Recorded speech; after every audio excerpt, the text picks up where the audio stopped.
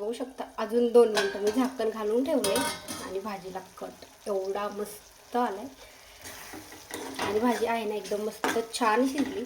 खूप जास्त रस्सा पण नाही झाला आणि खूप जास्त पातळ पण नाही आणि घट्ट पण नाही, मस्त झालं एकदम छान, मस्त छान शिजली. हाय हॅलो नमस्कार. तर तुमचं सगळ्यांचं एकदा आपल्या काही नवीन रेसिपीमध्ये मी सीमा खूप सारं स्वागत करते. सो आत्ता बनवणार आहे मी गवारीच्या शेंगा. तर त्याला मस्त स्वच्छ धुवून निवडून घेतलेल्या आहेत. थोडा वेळ पाण्यामध्ये ठेवल्या होत्या आणि त्याच्यासाठी घेतलेले आहेत शेंगदाणे भाजून. सो मी आज शेंगदाण्याचा कूट घालून बनवणार आहे आणि त्याच्यासोबतच लसूण घालणार आहे. म्हणजे लसूण आणि शेंगदाण्याचा कूट आपल्याला एकत्र काढायचा मिक्सरमधून. आणि ह्या गवारीच्या शेंगा आहेत ना, तर त्या पण आपल्याला भाजून घ्यायच्यात. मी भाजलेल्या नाहीत अजून, अगोदर शेंगदाणे भाजलेत. कढई थोडीशी गरम आहे, शेंगदाणे पण मस्त छान भाजलेत. तुम्ही जर चॅनलवरती नवीन असाल तर चॅनलला नक्की सबस्क्राईब करा. त्या साईडला बेल आयकॉन आहे ते पण क्लिक करा, जेणेकरून माझ्या प्रत्येक नवीन व्हिडिओचं नोटिफिकेशन सगळ्यात आधी तुम्हाला भेटेल.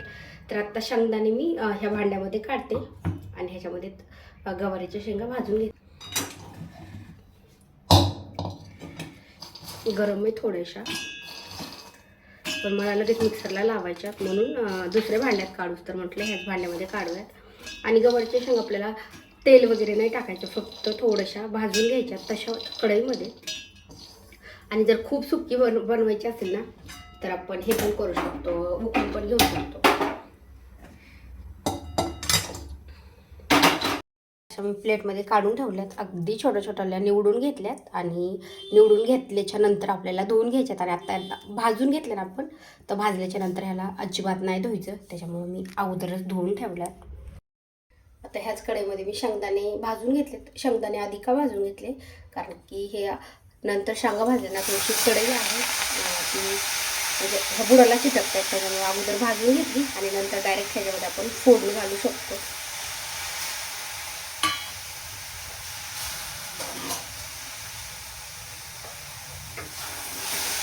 आता ह्याला थोड्याशा 2 ते 3 मिनटं भाजायला वेळ लागेल.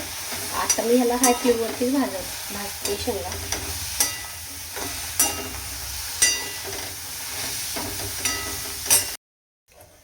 सो बघू शकता 2-3 मिनटं मी हाय फ्लेमवरती ह्याला छान भाजून घेतल्या. आणि आता मस्त आपल्या शेंगा आहेत त्या छान भाजल्यात. आता मी अजून अर्धा ते 1 मिनटं ह्याला परतून घेणार आहे व्यवस्थित आणि नंतर काढणार आहे. म्हणजे काय होतं की आपली भाजी आहे ना, ती टेस्टी पण लागते आणि लवकर शिजते आपण अशा भाजून घेतल्याच्या नंतर. आणि आता आपल्याला ह्या अशाच धुवून वगैरे नाही टाकायच्या, डायरेक्ट आता मी प्लेटमध्ये काढून ठेवणार आहे. आणि नंतर फोडणी घातली की त्याच्यामध्ये डायरेक्ट आपल्याला टाकून घ्यायचा. जास्त कढईनं अशी काळी होती, त्याच्यामुळे मी शेंगदाणे अगोदर भाजून घेतले आणि नंतर ह्या भाजून घेतले.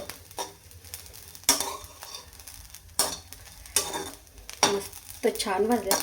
आता आपण गॅस बंद करूया.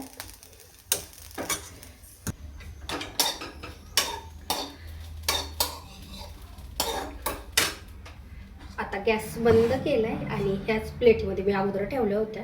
आता ह्याच प्लेटमध्ये मी काढून घेते. आणि कढई आहे ना, एकदम मला वाटतं थोडीशी धुवून घेऊया, थोडीशी काळी झाली.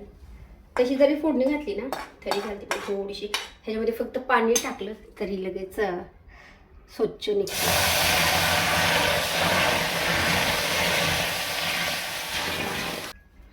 स्वतः वरण भात पण झालाय, चपात्या पण झाल्या. आणि रुद्राच्या सकाळी बेसन पोळी दिली, तो म्हटला की आज मला बेसन पोळी दे. तर अशा दुसऱ्या भाज्या ना जास्त नाहीत आवडत. एक तर पराठा, बेसन पोळी, तूप, साखर आणि चटणी चपाती पण आवडती. शेंगदाण्याचा कूट चपाती एवढं आवडते, भाज्या अजिबात नाही. आत्ता मी ही भाजी जर सकाळी बनवली असती ना, तर त्याने टिफिनला दिलं अजिबात खाल्ली नसती. वांग्याची भाजी अशी कोणतीच भाजी आहे तो खात नाही, त्याला अजिबात नाही आवडत आहे टिफिनला. घरी तरी कसं तरी खातो भाज्या वगैरे, पण शाळेत अजिबात नाही खाते. तर वरण आणि भात मस्त छान शिजलाय. आता मी एका साईडला ठेवते. आणि शेंगदाण्याचा कूट आहे तो, मला वाटतं शेंगदाणे थोडेसे जास्त आहे, त्याच्यामुळे मी फक्त शेंगदाण्याचा कूट आहे तो एकीकडे काढून घेते. आणि पूर्ण मला जर एवढं पण टाकायचं असेल ना, तर मग मी ह्याच्यामध्येच तिखट मीठ सगळं मिक्स केलं असतं. स्वतः अगोदर हे मिक्सरला लावून घेऊ.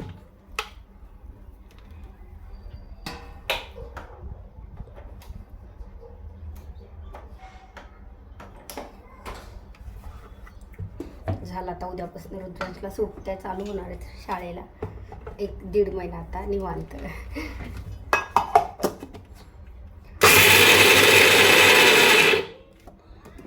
आता आपल्याला हा खूप मोठा नाही काढायचा, पण थोडासा लसूण राहिलं त्यामुळे अजून एकदा फिरवते. मस्त झाला. ह्याच्यामध्ये ना लगेच बारीक होतो शेंगदाण्याचा कूट, बघू शकता. म्हणजे खूप बारीक असेल ना तर नाही चांगला लागत आहे भाजीमध्ये, थोडासा मोठाला पाहिजे. तर बघू शकता खूप जास्त मोठा पण नाही आणि खूप जास्त बारीक पण नाही. मस्त झालं आहे. आणि लसूण टाकलं त्याच्यामुळे व्यवस्थित झालं, नाही तर लसूण नसता घातला ना तर खूप जास्त बारीक झाला असता. तर आता मी भाजीला फोडणी घालते. कढईचं काळ काही निघाना म्हणलं थोडंसं घासून काढते. मला वाटलं लगेच निघेल, दुसरं मी असं भाजून वगैरे घेतलं ना तर लगेच निघते, पण हे चिटकून बसलंय. आता मला हे छोट्याच कढईमध्ये फोडणी घालायची, त्याच्यामुळे आता हीच घासून घेते.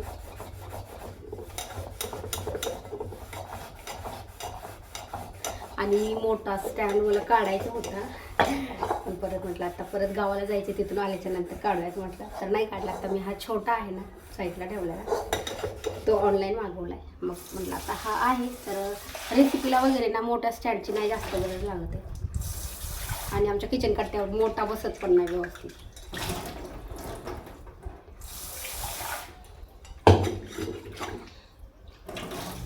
एवढी घासली पण तरी पण थोडीशी राहिली. बघू शकता हा छोटा स्टँड, हा पण खूप हेल्प करतो म्हणजे रील्स वगैरे काढायला पण आणि रेसिपीला तर हा चांगला आहे. म्हणजे छोटा आहे तो, छोट्या जागेत पण बसतो आणि त्याची हाईट आहे ती कमी जास्त पण करता येते, त्याच्यामुळे ना एकदम छान मस्त. माझ्याकडे सेम असाच होता ह्याच्या अगोदर, पण तो तुटला आणि त्याच्यानंतर हा वापरला. ह्याचे पण पाय आहेत ते 2 तुटले, तर एकच राहिला आहे. नाहीतर हा पण छान आहे, फक्त ह्याचे पाय जोडले तर हा पण वापरायचा, काय हा पण तुटला आहे.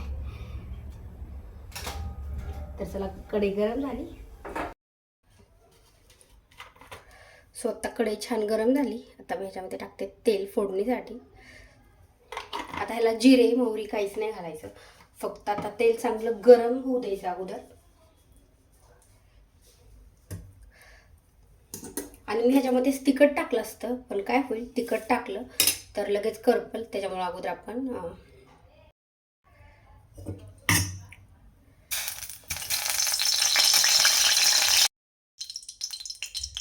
ते पूर्ण मिक्स करायचे, त्याच्यामध्ये टाकायचं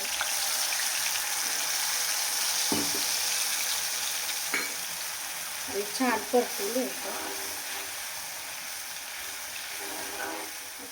टाकते थोडीशी हळद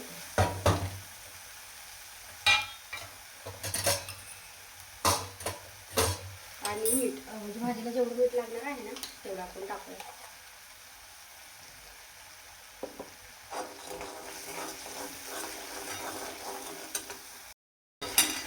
आणि हे आता छान परतले, बघू शकता कट मस्त आलाय. आता आपण गवळ टाकूया, गवळच्या शेंगा. आणि आता त्या आपल्याला तेलामध्ये छान परतून घ्यायच्या. अगोदर जर आपण नाही भाजल्या ना तर डायरेक्ट तेलामध्ये जरी भाजल्या तरी चालतात, पण टेस्ट थोडीशी वेगळी लागते.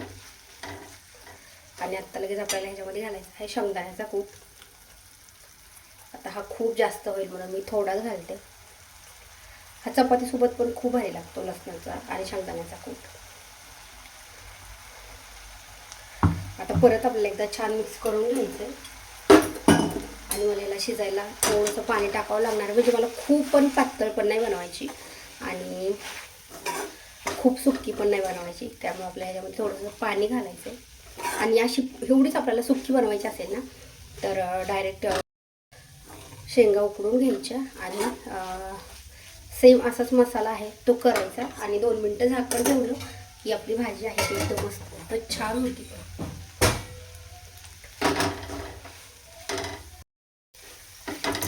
स्वतः मी छान तेलामध्ये भाजून घेतले आणि आता आपल्याला ह्याच्यामध्ये टाकायचं आहे पाणी. थोडंच पाणी टाकते, खूप जास्त नाही टाकायचं. आणि मसाला आहे तो छान मिक्स करून घ्यायचा. मला वाटतं मीठ ना थोडंसं टाकावं लागेल अजून. थोडंसं मीठ टाकूया.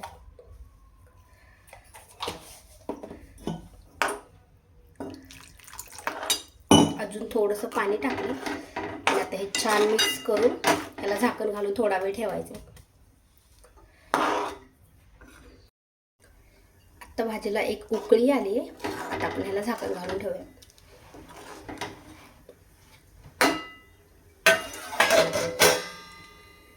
दोन 3 मिनिटं झालेत झाकण घालून शिजवलेलं शेंगा आणि आता बघू शकता मस्त छान कट सुटलाय. आता आपण ह्याला अजून एकदा परतून घेऊया.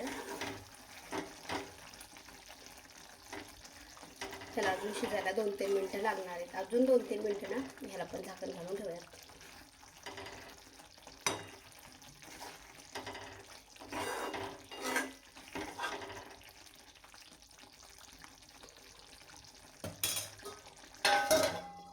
बघू शकता अजून 2 मिनिटं मी झाकण घालून ठेवले आणि भाजीला कट एवढा मस्त आलाय.